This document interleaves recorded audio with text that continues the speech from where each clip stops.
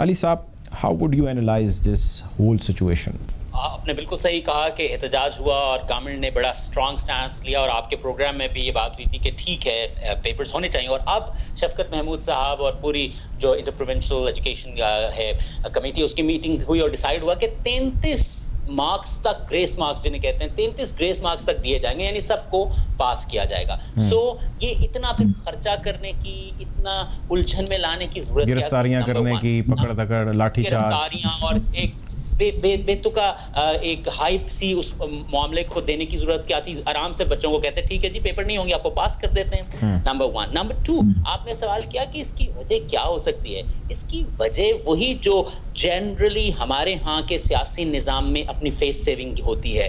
Definitely اس میں ایک بہت طبقہ ہوگا جو ان کے ووٹرز میں سے بھی ہوں گے, and they don't want to lose voters, rather they want to gain more voters in the bucket. تو وہ اب ریلیکسیشن دے کے فیس سیونگ بھی ہو گئی, ایگزام بھی ہو گئے, اور تمام معاملہ وہ سمجھیں گے کہ یہ بہت انٹیلیجنٹلی انہوں نے اس کو ٹیکل کر لیا. سو اگر اتنا انٹیلیجنٹلی ٹیکل کرنا تھا آپ نے, تو پھر آپ پہلے ہی کر لیتے اور کہتے کہ جی سارے پاس ہیں, تو وہ جو 8ویں کے ریزلٹس بچوں کے اسکولوں میں ہیں وہی رزلٹ لیتے ہیں اور اسی کی بیس پہ ہم نتیجہ بنا دیتے ہیں. آلریڈی آپ کو پتا ہے کہ بہت سے جو جوان جنہوں نے 10th گریڈ اور 12th گریڈ کے ایگزامس دیے ہیں, ان میں سے بہت سے پیرنٹس یہ سمجھتے ہیں کہ لانگ ٹرم فیوچر میں ان کے کیریئر میں یہ جو پیریڈ آف ٹائم ہے کووڈ کا, وہ بڑا اثر انداز ہوگا, کیونکہ اب ریزلٹس کے اندر صرف 3 سبجیکٹس کی تھیوری کے مارکس کو کنسیڈر کیا جا رہا ہے, پریکٹیکل کے ہوئے نہیں, ان کے مارکس نہیں ہیں. سو فیوچر میں might be turn out to be an impediment اگر وہ کسی باہر کے ملک تعلیم کے لیے جاتے ہیں. اس کے لیے میرے خیال سے حکومت کو میٹنگ کرنی چاہیے. خرم شیر زمان صاحب ٹرانسپیرنسی انٹرنیشنل کی رپورٹ کا ذکر کر رہے ہیں, آپ نے اس کا شور و غوغا تو یقینی طور پہ سنا ہوگا, کیونکہ ظاہر ہے اب آپ سندھ کے اندر موجود ہیں اور وہاں پہ پیپلز پارٹی کے خلاف ایک خبر, ایک ڈیولپمنٹ سامنے آ گئی ہے. ایوان کے اندر اس مسئلے کو اٹھانا اور اس کو کس حد تک لے جانا, کیا پلان کری ہے پاکستان تحریک انصاف؟ اچھا دیکھیں, ڈسکشن تو ضرور کریں گے, اس کے اندر کوئی دو رائے نہیں ہے, لیکن کیا آپ سمجھتے ہیں کہ صوبے سندھ کے اندر جس لیول کی کرپشن ہو رہی ہے, جس طرح آڈیٹر جنرل آف پاکستان نے 163 بلین روپیز کی irregularities ہائی لائٹ کی ہیں, آپ سمجھتے ہیں کوئی فرق پڑے گا؟ آپ نے تو دیکھا ہوگا نا کہ 2013 سے بھی میں خود سندھ اسمبلی کے اندر ان تمام ایشوز کو ہائی لائٹ کرتا ہوا, اور آج یہ کام کرتے کرتے مجھے کوئی 8 سال ہو گئے ہیں. پیپلز پارٹی پچھلے 13 سال میں اقتدار میں ہے. آپ 13 سال کی آڈیٹر جنرل پاکستان کی کتابیں اٹھا لیں تو فرق تو کچھ نہیں پڑ رہا ہے نا. عوام کا پیسہ, ٹیکس پیئرز کا پیسہ اسی طرح برباد ہوتے چلا جا رہا ہے. سو میں تو اس بات سے پریشان ہوں کہ اتنا کھلا سلسلہ ہے لوٹ مار کا, کیونکہ ان کی اصل میں لیڈرشپ کا کوئی فرق نہیں پڑتا. میں اگر آپ کو ذاتی طور پہ ایز خرم شیر زمان بتاؤں تو مجھے تو اس بات کا بہت زیادہ خوف ہے کہ میرے لیڈر کو کبھی میرے 4 آنے کا نہ کہیں سے جو نا کچھ ایسی نیوز چلی جائے کہ خرم نے 4 آنے کی بھی چوری کی ہے. ادھر تو ایسا لگتا ہے کہ جتنا لوٹو وہ شاید آگے ان کو شاید صرف کمیشن ہی ان کے حصے کا دینا ہوگا. سو جب تک دیکھیں لیڈرشپ کے وہ فرق نہیں پڑے گا, میں آپ کو بتا دوں سلسلہ ٹھیک نہیں ہوگا. ہمارے یہاں بہت زیادہ امینڈمنٹس کی ضرورت ہے.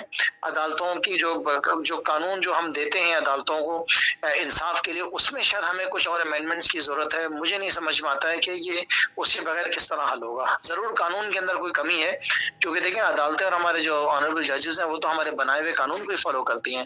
سو میں سمجھتا ہوں کہ اس کو ضرور دیکھنا چاہیے کہ اس میں ہم کیا کر سکتے ہیں. اچھا, ایک خرم شیر زمان صاحب دیکھیں میری بات سنیں, آپ نے یہ ذکر کیا وہ اپنی جگہ بالکل درست ہے, لیکن ایک کلیکٹیو تھاٹ پائی جاتی ہے کہ آپ لوگ شاید سندھ کے اندر اس طرح ٹف ٹائم دے نہیں رہے پیپلز پارٹی کو جس طرح دینا چاہیے, کیونکہ پی ٹی آئی کے اپنے بہت سارے مسئلے مسائل ہیں جو چل رہے ہیں سندھ کے اندر.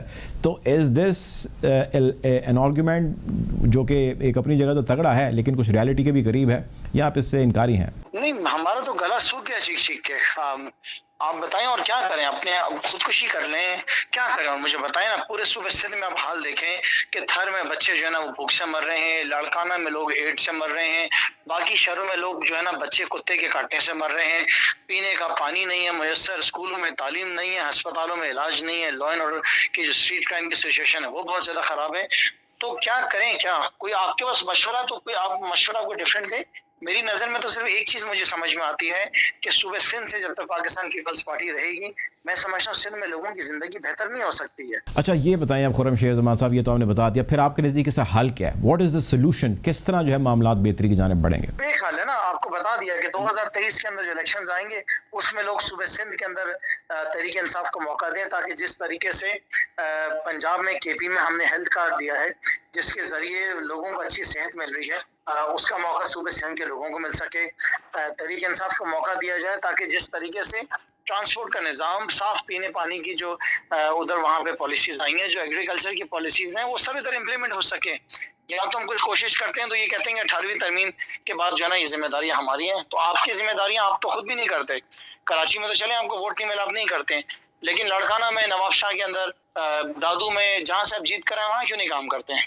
ये चीज़ें हैं। अच्छा, जो ये नैरेटिव है ऑपोजिशन का, चलें पीपल्स पार्टी तो ये कहती है, लेकिन कलेक्टिवली ऑपोजिशन ये कहती है, ज़िमनी इंतखाबात के नताइज हमारे सामने आए, कंटोनमेंट के हमारे सामने नताइज आए, वो कहते हैं जी पॉपुलैरिटी जो वोट है वो बहुत घटता चला जा रहा है पाकिस्तान तहरीक इंसाफ का, तो आप सिंध के अंदर अपनी एग्जिस्टेंस वो रख ही नहीं पाए। जो रूरल एरियाज़ हैं या इंटीरियर सिंध है वहाँ पे PTI ने कौन से झंडे गाड़े हैं, कुछ हमें भी बताएं, लोगों को भी बताएं, ताकि हमें पता लगे कि यार ये तो अगर चलें पीपल्स पार्टी वाले हैं ही ख़राब, तो PTI वालों ने बड़े अच्छे अच्छे काम किए हैं। व्हाट आर दोज थिंग्स जिस पे आप लोगों ने वर्किंग किया? अच्छा देखिए, जाहिर है कि मैं तो आपसे यहाँ तक बात कहता हूँ कि अगर 2018 के अंदर तहरीक इंसाफ हुकूमत ना बना पाई सिंध में, तो उसके कसूरवार भी हम खुद ही हैं। उसमें कसूर पीपल्स पार्टी का नहीं है, हमारा कसूर इस वजह से है कि हमने सही मेहनत नहीं करी। कराची से बाहर शायद हमारी टीम निकली नहीं, जो सिंध में लोग थे वो सही लोगों को हमने मौका नहीं दिया, तो हमारे अपने फेलियर्स थे जिसको हम आज एडमिट करते हैं। और मैं उम्मीद करता हूं कि जिस तरह अभी हम काम करना शुरू किया है, हमारा इंटरेस्ट आया है